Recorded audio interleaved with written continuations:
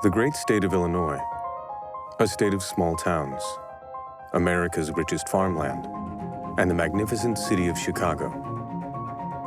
But today, Illinois is in crisis. Illinois is ranked last in fiscal health by a lot. We have the lowest credit rating in the United States. Our bonds are at junk level. We have a structural debt of about $9 billion a year. The state is home to the highest property taxes and the worst pension crisis in America. People and businesses are leaving in droves.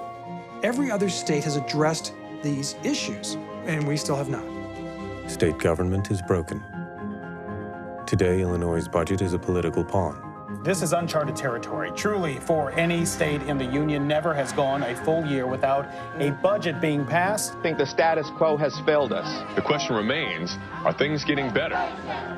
In Chicago and across the state, the grumbles are growing louder. Hundreds of activists frustrated with the deepening dysfunction in Springfield. We've always gone through periods when our democracy seems stuck. We have to find a new way of doing business. Many blame Illinois' notorious political machine for the crisis. But what exactly is the machine? And who runs it? You have to look at who's been in charge, and who's been in charge for the longest and had the most power and the most influence. And there's one person, and that's Mike Madigan.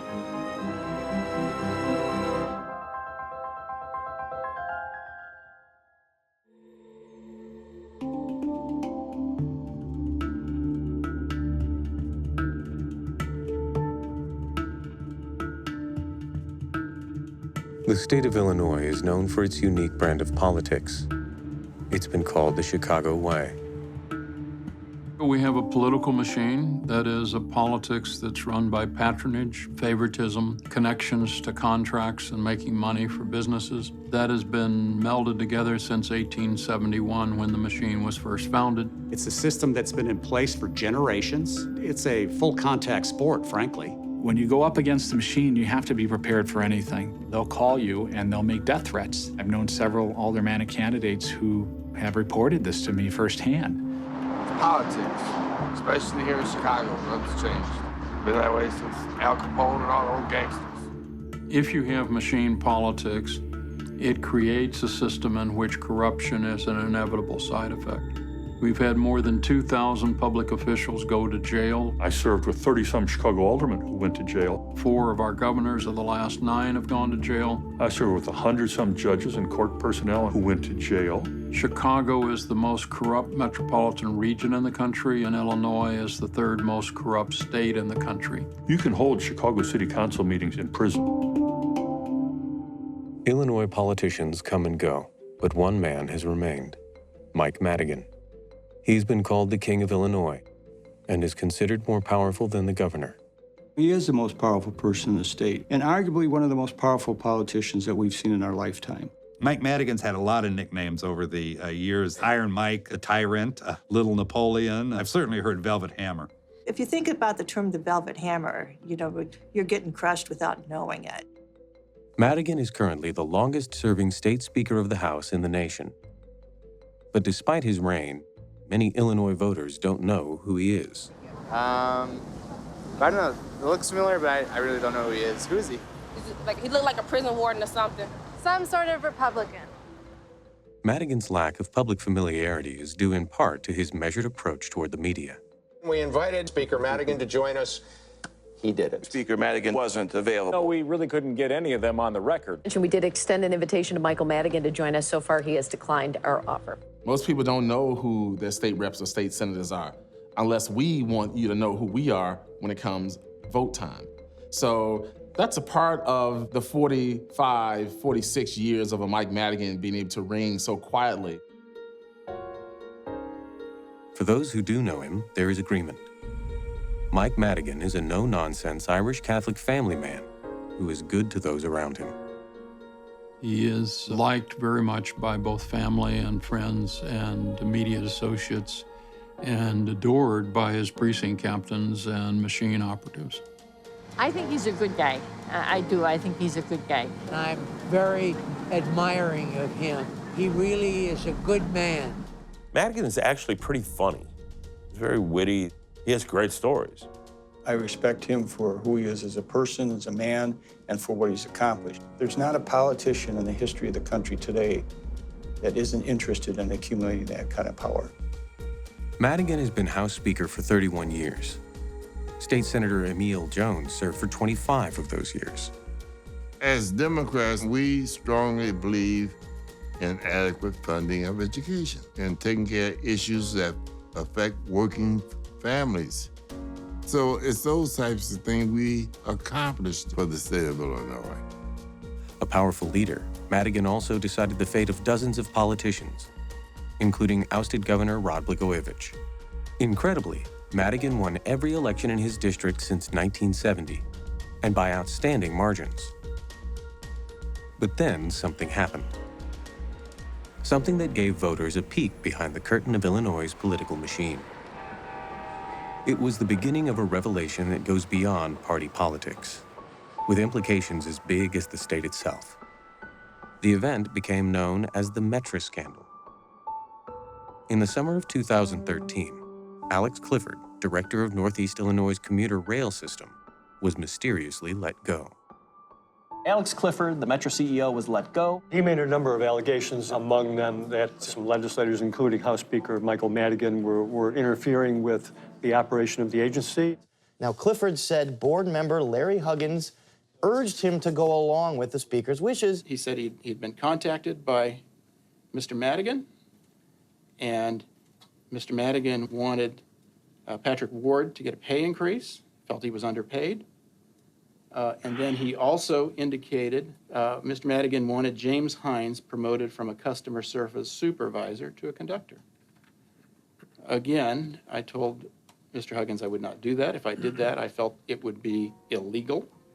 Mike Madigan made a call to try to get somebody a job or a raise is not unusual. But what is unusual here is that you got a guy who got paid $718,000 and now he's talking about it. Investigations into Clifford's allegations took place, including a governor's panel led by former U.S. Attorney Patrick Fitzgerald. I know about the Metra scandal. I was on the Legislative Ethics Commission. Being on the commission, you're not allowed to discuss what's been talked through there, but I didn't like what I saw going through the whole thing. I hope someday to be able to say something. He's been getting people jobs, getting promotions for his people, getting raises for his people. It's what he does. Ultimately, a 1967 ethics law was deemed too vague to merit legal action against Madigan. As written, the law's provisions are intended only as guides to legislator conduct and not as rules meant to be enforced by disciplinary action. Alex Clifford gave it a generous severance package. Some have called it hush money. The Speaker is not being taken down by this Metra scandal. We all know Mike Madigan never had a conversation with anybody saying, unless my guy gets to be made conductor. But it's implied. That demonstrates how Madigan knows how to play the game. People, hem and haw, and the Tribune editorial board goes nuts, and then at the end of the day, nothing changes. There were no indictments and no attempts to clarify the vague ethics law. But that didn't stop the press from investigating further. The Chicago Tribune found 400 current or retired government employees who had donated to or campaigned for Madigan. Madigan allegedly lobbied agencies to hire, promote, or give raises to his allies. He would hand out resumes or make suggestions on Post-it notes, sometimes at the end of meetings about critically needed funding. Feeling pressure, government officials usually followed Madigan's suggestions. In light of this, the media began accusing the Speaker of engaging in a pattern of patronage hiring. When I was first elected to the legislature, I went out to dinner with a young state representative, newly elected in the state of Illinois, whose name was Rod Blagojevich. And at one point he said to me, "How many jobs have you got?" And I thought, well, I got the furniture store and I'm elected to, I said, 2 jobs. He goes, no, that's not what I mean. How many jobs have you got? I don't remember the exact numbers, but he said, I've got 5 at Streets and Sand, 5 in the Park District, I got 10 in city government, 4 in the Forest Preserve. Here I'm sitting with the eventual governor of the state of Illinois and also eventual federal inmate, and he's telling me how many patronage jobs went with his election as state rep.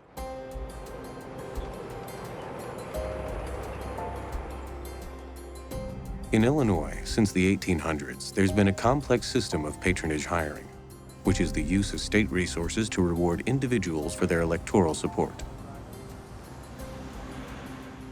What a patronage job is essentially is a job in government that pays a salary that you can name someone to, and they'll get paid $48,000 a year to do that job. It's hiring your idiot son or your goofy nephew or your worthless niece.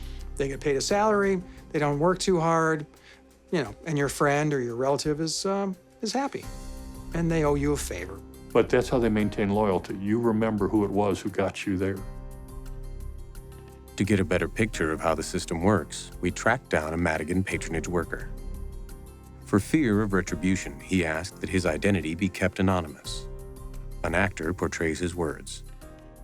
When I first applied for my first job, you had a letter from your committeeman. That wasn't on the front of your resume. It didn't go in the pile of the people that were getting hired. If you don't have a political sponsor, you're not getting hired in the first place. Political sponsorship in the context of the Cook County City of Chicago machine is having an alderman or a state rep or a state senator or, bless you, the Speaker of the House, make a phone call to a government agency, could be the county, could be the city, could be the park district, telling somebody to hire a person. The old Chicago saying is, no one wants anyone unless someone sent them.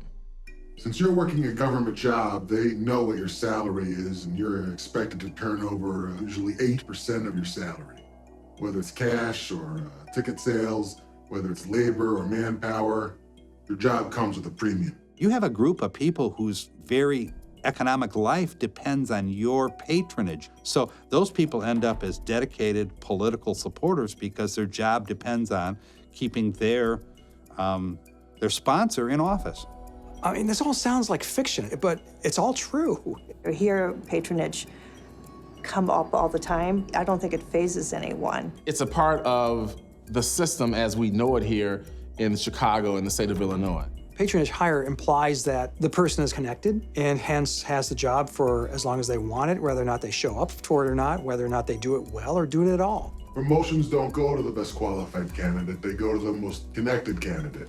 Most of them didn't show up to work usually, so their supervisor signs them in or out, they still get paid. It takes about 2 patronage workers to do the job of 1 regular civil servant worker who's qualified. Guys who would get away with stuff, or guys who wouldn't do what they were supposed to do, they'd just say, oh, he's a soldier from Madigan, and they just knew that he was untouchable. If somebody can't do their job because they don't have the qualifications, then it's a system that ultimately hurts the taxpayers. The reality is that it's not our money as politicians. It's the public's money. You have every right to be outraged how you're being exploited by that system. Despite the obvious advantages of being a patronage worker, like receiving raises that exceed established standards, there is a downside. So you work your precinct and you deliver your vote for the Democrats, and if you do a good job, you keep your job and maybe get a raise or get an appointment to a higher position. You fail to carry your precinct and you're fired from your government job. I'm talking to you guys anonymously because I fear for my livelihood. In the job that I work, I'd be blacklisted, without a doubt, if I were to ever be caught speaking out against Madigan or the machine. So Mike Madigan controls your behavior because he controls your livelihood. To control other people's lives using government money is a concept that the United States has tried to outlaw for the last 50 years. Since the 1970s, we've had a series of court decisions called the Shachtman Decrees. The Shachtman Decrees proved that there was patronage and it was unconstitutional. So patronage is disguised in lots of different ways. They give the test, they just select the winners in a different way. There's a whole science around avoiding prosecution for misusing government funds by hiring patronage workers. But it's an industry in the state of Illinois that won't quit. Most people who see patronage hiring and firing want a higher position themselves, so they keep their mouth shut. From the ranks of his alleged patronage army, Mike Madigan has built the most powerful political ground game in Illinois, using it to influence elections of all kinds across the state. He's given out thousands, perhaps tens of thousands of jobs over his career and placed people in high positions throughout the state government. Madigan long ago realized that the best place to put his people was human resources, so that he always had an inside idea of what was going on down to layoffs, down to discipline of his soldiers. When he controlled human resources, he kind of controlled the department.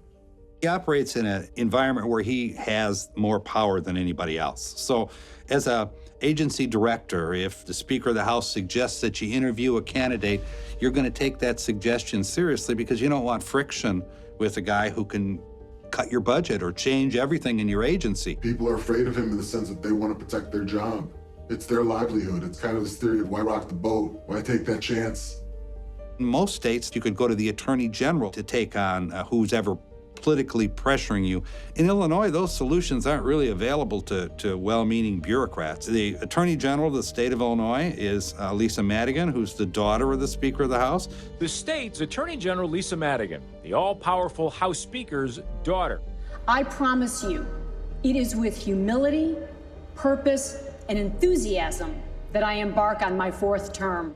There's nothing wrong with Lisa Madigan being Attorney General of the state of Illinois, except that she can't divorce herself, I don't believe, from being the daughter of the Speaker. She's capable, but anyone who argues that she got to the Attorney General's office on her own is telling fairy tales. Some people have the view that you're out there, you're really an arm twister, that you're really bludgeoning. There's never threats, there's never intimidation. It just doesn't happen.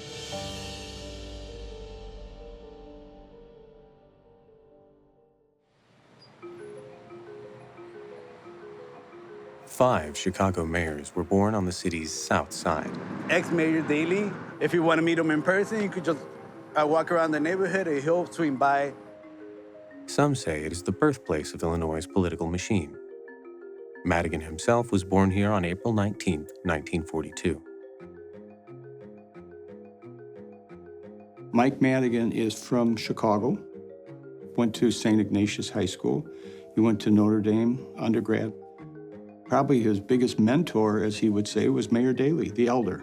In 1965, as a first-year law student, Madigan introduced himself to Chicago Mayor Richard J. Daley. Within months, at Madigan's father's request, Mayor Daley appointed Madigan to a summer job with the city law department. During the 70s, you have Richard J. Daley, the mayor of the city of Chicago, who had a lot of influence over lawmakers coming from Chicago to Springfield. Madigan was one of them. He was Mayor Daley's designated guy.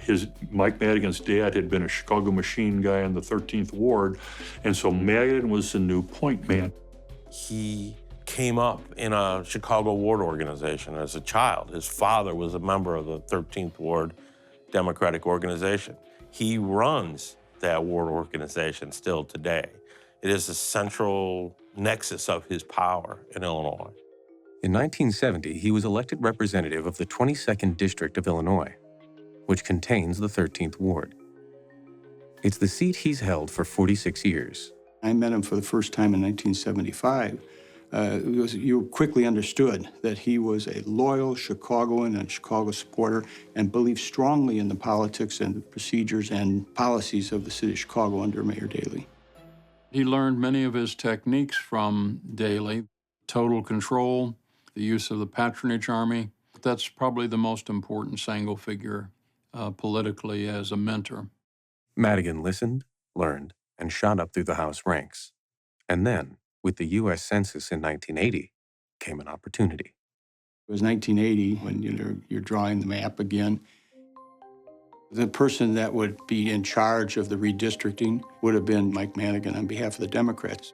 It means that you can draw that district so it's going to be almost impossible for a Republican to defeat a Democrat. The controversial 1981 district maps were challenged in court, but upheld by District Judge Susan Getzendanner, the ex-wife of Madigan's law partner.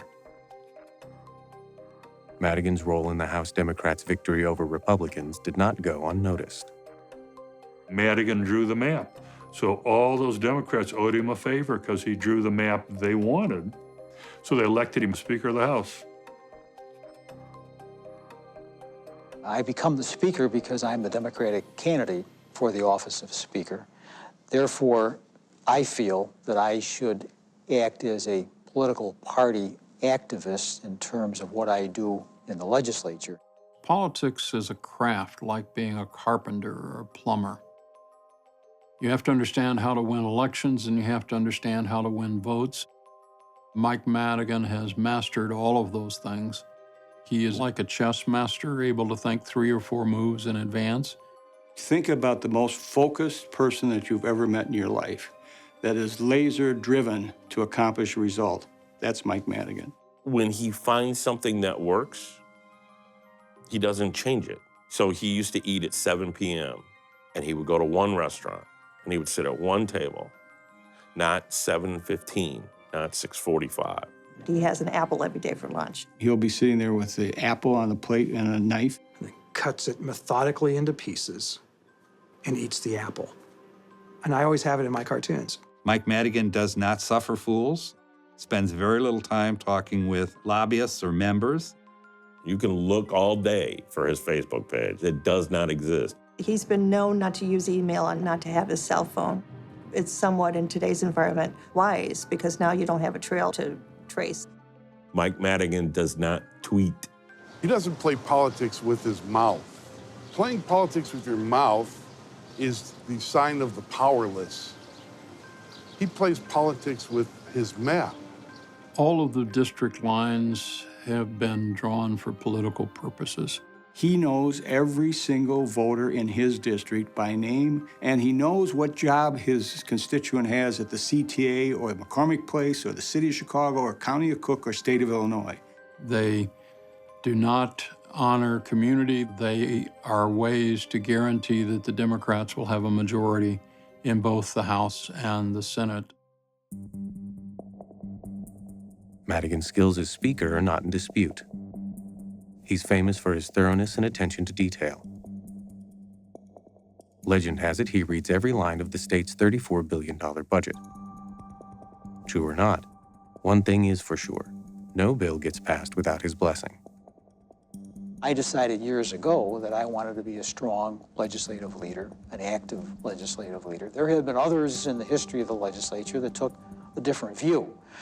I would hope that acting from a position of strength, that I do good things, not bad things, I would hope. Under the Constitution of the United States and the Constitution of Illinois, legislative bodies develop their own rules. So if you've got a leader who wants to control things and his majority is willing to let him, Illinois just has unique rules that allow one person to make a decision on whether a bill will see the light of day.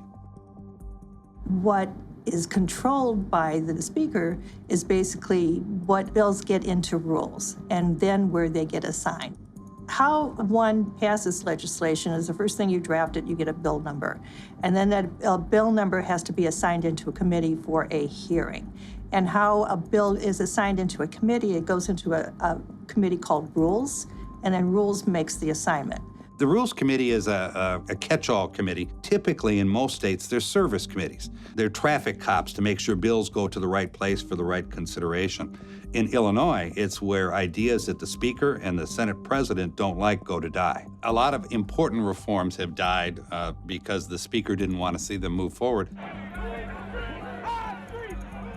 There's been plenty of issues that I've disagreed with him on that I thought should have been released out of the Rules Committee. For example, I think police should have a psychological examination after 2 or 3 years in a particularly high crime area. Now, that's just one of thousands of pieces of legislation. I had quite a few pension bills that I wanted to see the light of day. They never got heard. There's no excuse for us having $100 billion plus in pension obligation. There's been legislation on term limits. We've asked to have a amendment for the Constitution on term limits multiple times, that you can't get the item put in rules to get a good, fair hearing. You can introduce hundreds of bills to reform the process, but if the Rules Committee won't discharge them to a committee for a hearing, they'll never get a hearing in Illinois. And that's unprecedented.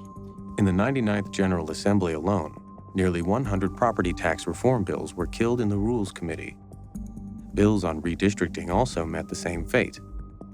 Frustrated, Illinois voters took matters into their own hands. The independent map amendment has us closer than ever before to bringing fair, open, and impartial redistricting to Illinois. Volunteers worked for almost 2 years to collect over 500,000 individual signatures to put a measure on the ballot to allow the voters of the state of Illinois to decide whether they wanted independent redistricting of legislative and congressional districts. In America, politicians should not pick their voters. Voters should pick their politicians. This is the second time in 5 years that a ballot initiative signed by hundreds of thousands of Illinois citizens has been ruled out of constitutional order by a judge with strong ties to the Democratic Party. Mike Madigan does not want reform. What Mike Madigan wants is power. He always, I believe, always wanted to be seen as this powerful guy. He told me once that he never golfed at his golf outings. And the reason was he didn't golf very well. He explained, I have this image of this certain power that I possess, and that if I went out and golfed in front of people, they would see weakness. But in 1983, when he assumed the speakership, Madigan said what drives him is not power, but the ability to move legislation. Moving legislation is power. That's exactly what that is. Power drives Mike Madigan, nothing more. He's just engulfed in the politics and controlling people and government. This case is about whether the governor has the ability to legitimately and effectively carry out his duties and exercise his authority as governor. After a failed attempt by Madigan's daughter, Attorney General Lisa Madigan, to remove fellow Democrat and Governor Rod Blagojevich from office, the Speaker of the House took steps to initiate impeachment proceedings against the governor. My brother did not have a good relationship with the Speaker. He lost his relationship with the legislature because of the Speaker's influence, and there was a major personality clash. We've reviewed impeachment for about a year, and we never came to a judgment that impeachment was appropriate until the events of 6 days ago. The defiant Democrat is accused of trying to sell President Barack Obama's vacated U.S. Senate seat. Madigan presided over House deliberations that delivered the first impeachment of an Illinois governor. I now pronounce the judgment of conviction against Rod R. Blagojevich. A dramatic chapter in Illinois politics comes to an end. Rod Blagojevich has been ousted as the state's governor. In addition to involving himself in issues of high office, Madigan also intercedes when caucus members fall out of line. The state rep showdown between maverick Democrat Ken Duncan and union-funded challenger Juliana Stratton is now the most expensive in Illinois history. In 2015, Ken Duncan failed to support a Madigan override of a major union bill. You have a number of members in the caucus, and the Democratic House caucus specifically. For some reason, they are nervous because of the perception of Speaker Madigan's omnipotence down here. And my thing is, enough of that. In 2016, Mike Madigan used his control over campaign funds to defeat Duncan with another candidate. It isn't just that he defeated Ken Duncan. You think that said something to the other members because of one vote he didn't like? Are you any closer to making your decision? I am enjoying my job as the Attorney General right now, and when I am ready to make a decision, I will let all of you be among the first people to know. You know, there were a lot of rumors about Mike Madigan's daughter running for governor. She chose not to run. Some people speculated because she felt uncomfortable if her father remained speaker while she was governor of the state of Illinois. Lisa Madigan would be an excellent candidate for governor and has the ability to be elected governor, but can't really do that as long as he's in his position of power. Lisa Madigan might have won the governor's office, but her father would not step down from his speakership to avoid the perception of conflict of interest. Lisa and I had spoken about that on several occasions, and she knew very well that I did not plan to retire. Maybe she expected her father would step aside, but nobody who knew him thought he would. This is his game. I think he's a little too addictive to power to step down for his daughter. Hopefully that will change because she would make a good governor, and it's not likely she can be elected governor as long as Mike Madigan is speaker.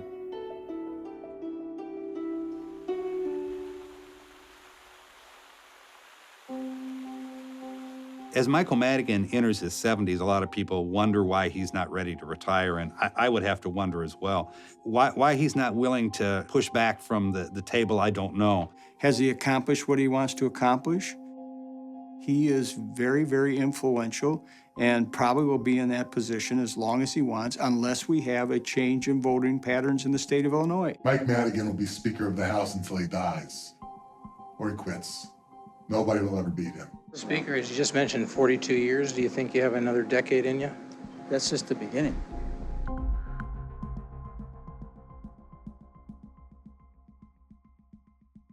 Two months ago, the voters of this state and this nation sent a clear and strong message. They want less government, not more. In 1994, the GOP took control of the Illinois House and increased its majority in the Senate. The Republicans won Congress. Newt Gingrich became Speaker. It was a big wave election for the Republican Party nationwide. The Illinois House went Republican for the first time in, I think, 30 years. And we won 13 seats, and I won the majority in the House, and consequently in 1995, I was elected Speaker of the House, and Mike Madigan became the minority leader. That was Mike Madigan's first major defeat, I think, in his political career. Those were the two most miserable years in Mike Madigan's life. He was very angry, and we had to pass our budget and all of our issues with all Republican votes because he held all the Democrats off the votes. It changed Mike Madigan. What did the 2 years out of power do to Mike Madigan? How far was he willing to go to take power back and to keep it?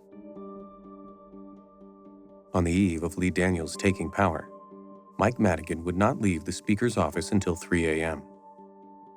When he finally did leave, he left behind a single gift for his Republican opponent, a vintage first aid kit.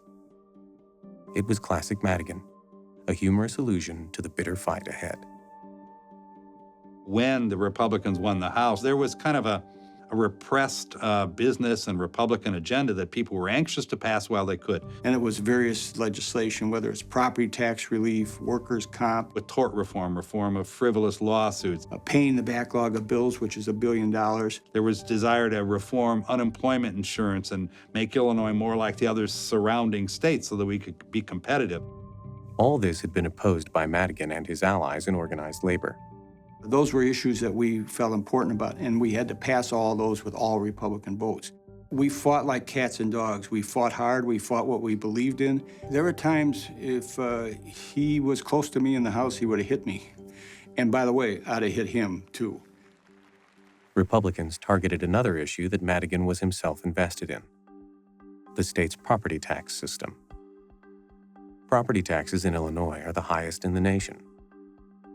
Some blame the high cost of living for teachers and state workers, union work rules, and pensions. My local school superintendent retired on a pension of $360,000 a year for life, and he retired in his 50s. That's what's killing your property taxes. In 1995, we had what we called a fast-track program, and one of the keys to that program was property tax caps. So Republicans statewide felt this was a critical issue, but it was fought by Democrats in Chicago, and they didn't want to limit the taxing authorities. So the ultimate agreement was, outside of Cook County, we had property tax caps. There's one property tax law for the state of Illinois and a second set of property tax law for one county, Cook County. Cook County, the second most populous county in the nation, is home to Chicago.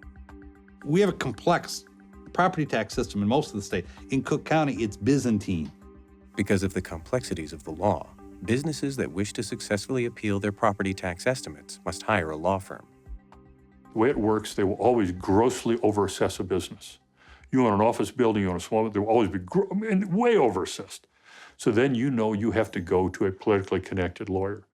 Since 1972, Madigan has served as partner and chief rainmaker for his flourishing law practice, Madigan and Getzendanner. Mike Madigan makes millions of dollars a year or thereabouts by appealing the property taxes of large corporations before the Cook County Board of Tax Appeals. In 2008, the client list for Madigan and Getzendanner included about 1/3 of the most valuable buildings in downtown Chicago, more than twice the number represented by its closest legal rival.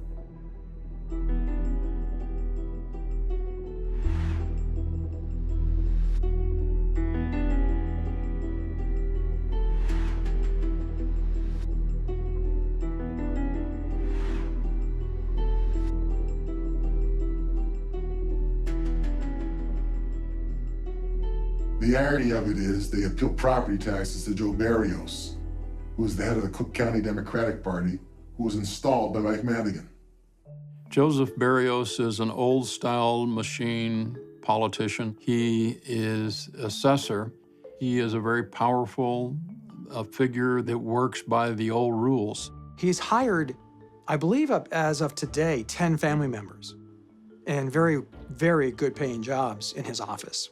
And his explanation is very much like most of the elected officials here in Illinois. Why not? I know who they are and I can trust them. And as his position as assessor, his office is the one that sets the valuation of the property. If you own a building, he can say it's worth $1 million or it's worth $10,000. And that really determines whatever tax you're going to receive. Cook County contains 53% of the property valuation in the state of Illinois, in that one big county, half of the property tax value. Mike Madigan's law practice is almost exclusively property tax appeal in Cook County in front of Joe Barrios. They are colleagues in the Democratic Party, and they have been throughout their careers. So corporations decide to go with Mike Madigan because they know that they're very likely to win their appeal and get much lower property taxes. The sums of money at stake are huge. For example, Willis Tower, the tallest building in Chicago, has a yearly property tax bill of about $24.7 million. In 2007 alone, Madigan's small firm filed appeals on Cook County property with taxable value of about $2 billion, up sevenfold from 1998. Every time they're successful, they get a portion of the property tax they've saved the client as their payment. In addition to large properties in Cook County, over the years, Madigan's practice has represented banks that are regulated by the state, developers with interest in road projects, and investment firms that oversee public pensions. The fact that there's conflicts of interest doesn't surprise me and shouldn't surprise anybody. What's extraordinary, though, is controlling a legislative chamber as a virtual dictator for 30 years creates a magnification of that conflict of interest, which is all out of proportion to what representative government should tolerate. I don't have any problem with his success as a professional outside the General Assembly because that's our system today, and there's nothing illegal about it. Is it unethical? Should it be illegal? Yes. It is a direct conflict of interest and shouldn't be allowed under law, but it is allowed in the state of Illinois. The true corruption in Illinois is the use of power for fortune under the law. If Mike Madigan cared about the state of Illinois, he'd stop practicing law on property tax appeal. There's nothing left for him to gain. I mean, when are you so full that you can push back from the buffet? Your law practice and this notion that it's not illegal, but that it's not right. Mike Madigan would say that he recuses himself from any vote that is directly related to any of his clients. None other than the Chicago Tribune examined 20 years of filings by my law office. Madigan has been investigated by a couple, 3 U.S. attorneys pretty thoroughly. We never found any impropriety here. We never found an instance where someone said, we're going to retain your office to get some advantage with state government. They've never been able to get him. Despite Madigan's defenses, Republicans took aim at property tax reform during the 2 years Madigan was not in power. They added a host of new measures that limited the ability of property tax lawyers to make money. But Madigan had a plan. After losing the speakership, Mike Madigan worked hard to kind of make sure he never made mistakes again. Mike Madigan became more disciplined, more focused. And of course, one of the things he was focused on totally was winning the majority back. In 1996, House Minority Leader Mike Madigan flooded money and campaign staff into races in the south suburbs and won back 9 seats, giving Democrats a paper-thin 60 to 58 majority. It restored to Madigan his speakership. Were you a different speaker after that hiatus than you were before? Yes. Those 2 years, as I say, those 2 years in the wilderness were very helpful. It was a new Mike. It was Iron Mike. He had been so, I think, shocked by losing the majority that he didn't take chances anymore. He adopted rules that were stricter than anybody had ever used in the Illinois House in recent memory and began to reduce member power and concentrate power at the top. And he also, for the first time, kind of brought together the political power of the state in arguing that he should be the state party chairman. In 1998, Madigan became chairman of the Democratic Party of Illinois. Money is the mother's milk of politics. To this day, he controls millions of dollars in campaign funds. His ability to funnel political donations and campaign workers into any corner of the state not only makes him virtually invincible over Republicans, but gives him influence over rank-and-file Democrats. He also has a slush fund, which is very large, millions of dollars, which he uses to help candidates who are running for re-election that are critical to the Democratic Party dominance in the state of Illinois. The Speaker specifically expects loyalty for the money that he is able to raise and contribute to a candidate's campaign. And so they know why they're there, and they know if they don't play ball, they'll be gone. And therefore, most Democratic state legislators won't cross Mike Madigan. If he wants it, they'll vote for it. If he doesn't want it, they'll vote against it. See, you must understand how the process works. And he knew what buttons to push to get a lawmaker to do what he wanted that lawmaker to do. He's made judges, he's made state representatives, state senators, aldermen. If other elected officials want to mature, they have to somehow go through him. It's well known that there is a system in place by which if you do want to become a judge, it's a pay-to-play system. And usually if you're on Madigan's list, you'll get there. Madigan's critics contend he's using access and jobs as a currency in exchange for donations and other political support.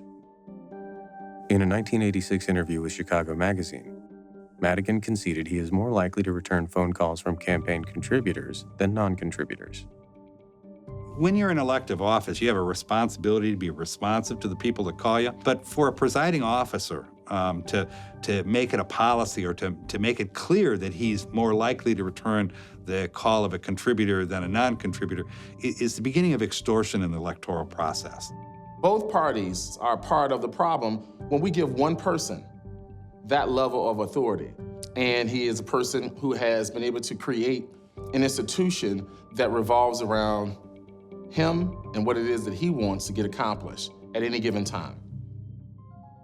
Like him or not, Mike Madigan's rise to power is the result of incredible political skill. For me, the ability to work at this level in government and politics is a fulfillment of a dream. Mike Madigan seems to have what it takes to achieve higher office, perhaps even on the national stage. But why hasn't he tried?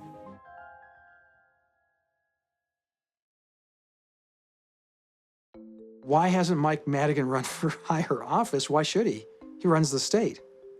He's pretty curt. He's very secretive, very hard to tell what exactly is being done for what reason. None of those are the kind of characteristics for someone like a mayor or governor or president. He doesn't need to run for a higher office. He controls everything. He controls the Democratic Party in Cook County and most of the state of Illinois. He controls millions of dollars of political donations, who's going to spend them, where they're going to go, what they're going to be spent on. And it's a part-time job, which allows him to have a very active law practice in addition to being Speaker of the House. He's not accountable to the public opinion. He's not accountable to the Tribune or the Sun-Times or to ABC or NBC or even Fox News. He only has to serve and be reelected by a very small legislative district of about 65,000 people. Madigan is the representative of the 22nd District on the southwest side, 5 square miles, which includes Midway Airport. So the 22nd District surrounds, for the most part, Midway Airport. And it's bounded by Archer Avenue on the north, 79th Street on the south, Harlem Avenue on the west, and Kedzie on the east.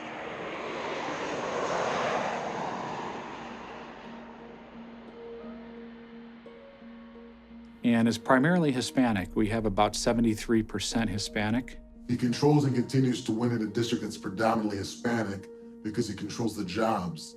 His jobs in different state, city, county agencies And he doles those jobs out, and people continue to vote for him because of that. He supports, people who want to work, and he supports union. He's a Democratic guy.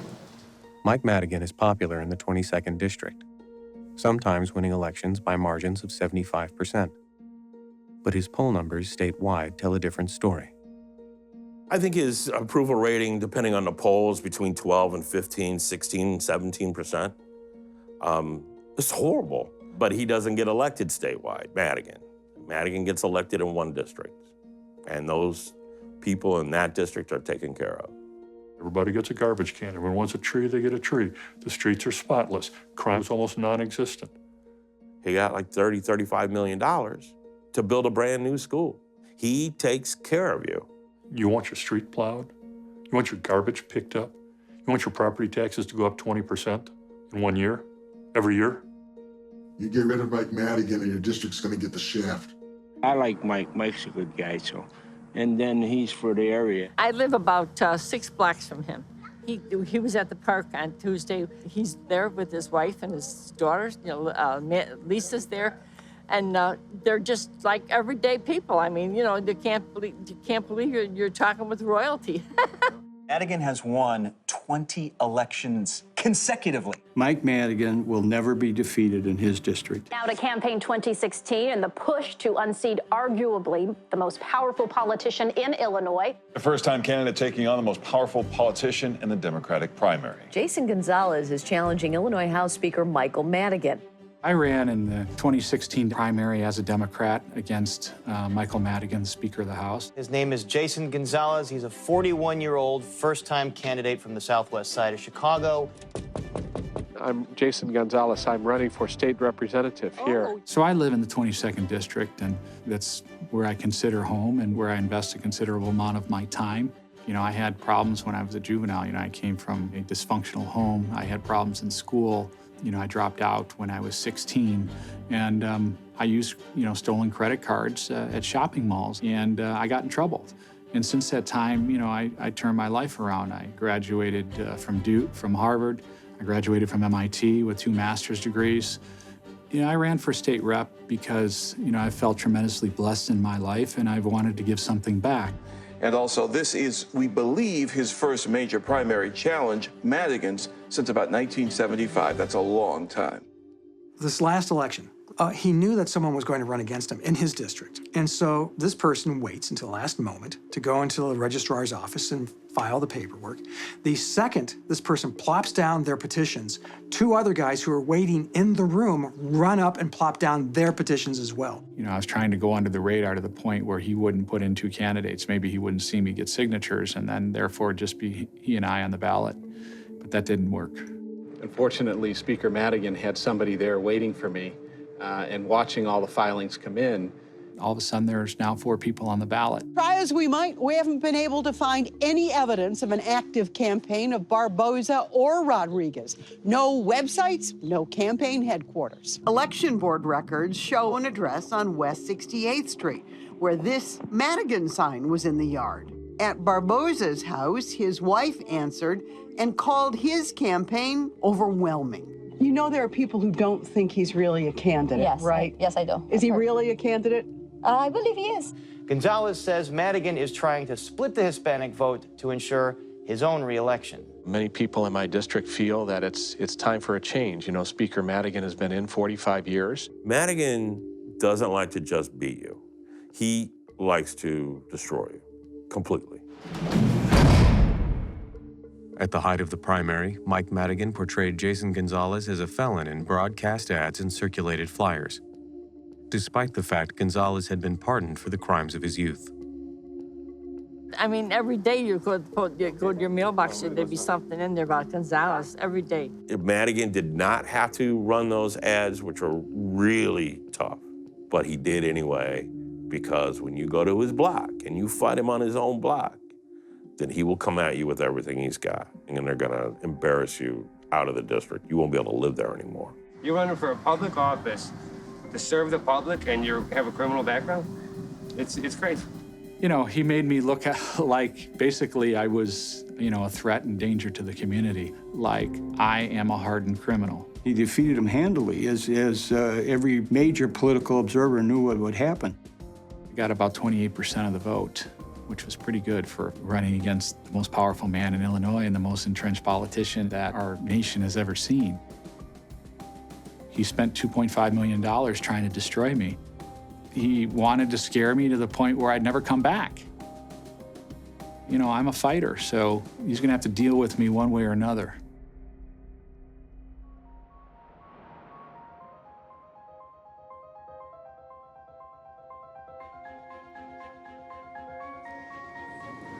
Good morning. My name is Tony Paroika. I represent Jason Gonzalez in a lawsuit against Speaker of the House, State of Illinois, Mike Madigan. This particular lawsuit alleges a violation of the Voting Rights Act, violation of defamation laws, violation of the Freedom of Information laws. Do you think it's a coincidence that you're... Excuse me, sir. This is our press conference. We don't need any Madigan shills here this morning. This kind of conduct is not going to be okay any longer, and we're going to hold him responsible. I'm not going to let Madigan get away with this. I'm not leaving politics, okay? Because I believe that it's time for change in our city, in our state, even on the federal level.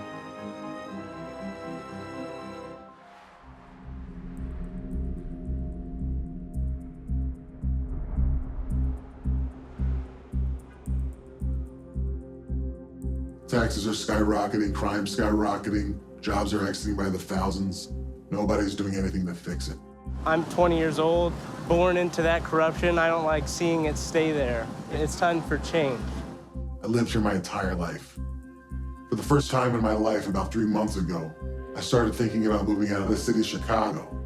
I mean, you're at the point today with what's the future of the state of Illinois. There is no future until they deal with the fiscal crisis.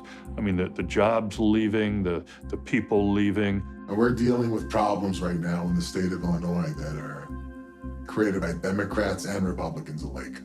You got two guys with an incredible amount of power. They have crashed into each other. Speaker Madigan and the supermajority, I believe they wanted to create a crisis. If you are an Illinoisan, Governor Rauner took you hostage. Governor Rauner has a warning. He says that Speaker Mike Madigan could become, quote, dictator of Illinois. Can we come together against the extremism of Bruce Rauner? Yeah! Today in the state, what's happened is people are not talking. They're not working together, not able to sit down and get things done. So you go back and you tell your people, I'd like to do that, but the speaker has so much power, so much control. Oh, for crying out loud, this is absolutely the biggest joke that I've witnessed in my 18 years in Springfield. That's a $7 billion deficit. But why do we want to take ourselves to the 11th hour where Rome is burning? Pass something like this and call it reform is a sham! Damn bills that come out here all the damn time come out here in the last second, and I gotta try to figure out how to vote for my people. It seems like they're unable to talk, and that's not serving us well. Enough. Let's try to work something out for the good of the state. I think there's hope in Illinois. If you want to change the political system, people have to take it seriously. If there's enough of a movement, if there's enough of people in the districts, if they would wake up. They're going to wake up and they're going to revolt and rebel against what it is that we're doing out here incorrect, that impacts them. This is a time, more than any period of time in my history, that I am asking people to get involved in government. We work for you, and you need to understand that. That's the best kept secret. I just saw a story the other day showing that if you rank all 50 states across categories like education levels and household incomes and race and religion, the one state that most closely mirrors America as a whole is Illinois.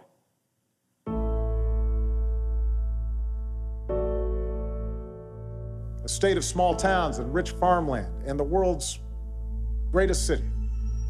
A microcosm of America where Democrats and Republicans and independents and good people of every ethnicity and every faith shared certain bedrock values. We are a constant work of progress, and our success has never been certain. None of our journey has been preordained. And there's always been a gap between our highest ideals and the reality that we witness every single day. But what makes us exceptional, what makes us Americans, is that we have launched mighty movements to close that gap. The capacity to reach across our differences and choose that kind of politics, not a cynical politics, not a politics of fear, but that kind of politics, sustained over the tranquil and steady dedication of a lifetime. That's something that remains entirely up to us.